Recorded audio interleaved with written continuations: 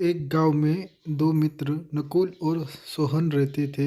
नकुल बहुत धार्मिक था और भगवान को बहुत मानता था, जबकि सोहन बहुत मेहनती था। एक बार दोनों ने मिलकर 1 बीघा जमीन खरीदी, जिससे वो बहुत फसल उगा कर अपना घर बनाना चाहते थे। सोहन तो खेत में बहुत मेहनत करता, लेकिन नकुल कुछ काम नहीं करता, बल्कि मंदिर में जाकर भगवान से अच्छी फल के लिए प्रार्थना करता। इसी तरह समय बीतता गया। कुछ समय बाद खेत की फसल पककर तैयार हो गई, जिसको दोनों ने बाजार ले जाकर बेच दिया और उनको अच्छा पैसा मिला। घर आकर सोहन ने नकुल को कहा कि इस धन को ज़्यादा हिस्सा मुझे मिलेगा, क्योंकि मैंने खेत में ज़्यादा मेहनत की है।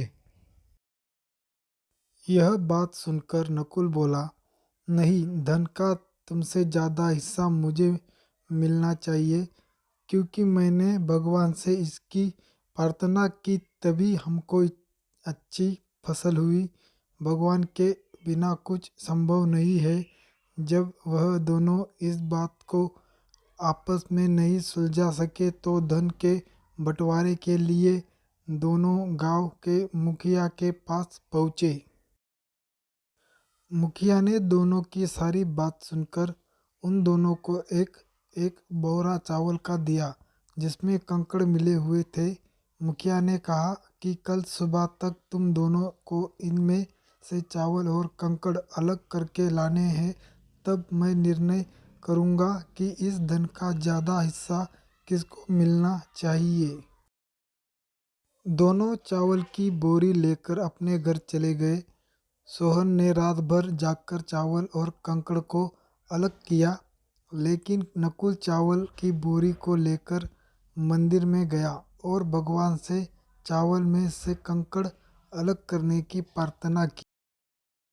अगले दिन सुबह सोहन जितने चावल और कंकड़ अलग कर सका उसको ले जाकर मुखिया के पास गया, जिसे देखकर मुखिया खुश हुआ।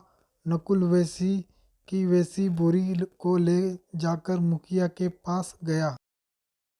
मुखिया ने नकुल को कहा कि दिखाओ तुमने कितने चावल साफ किए हैं। नकुल ने कहा कि मुझे भगवान पर पूरा भरोसा है कि सारे चावल साफ हो गए होंगे।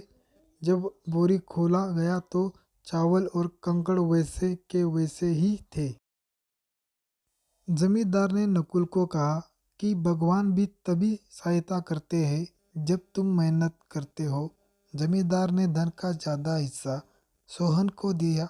इसके बाद नकुल भी सोहन की तरह खेत में मेहनत करने लगा और अब की बार उनकी फसल पहले से भी अच्छी हुई।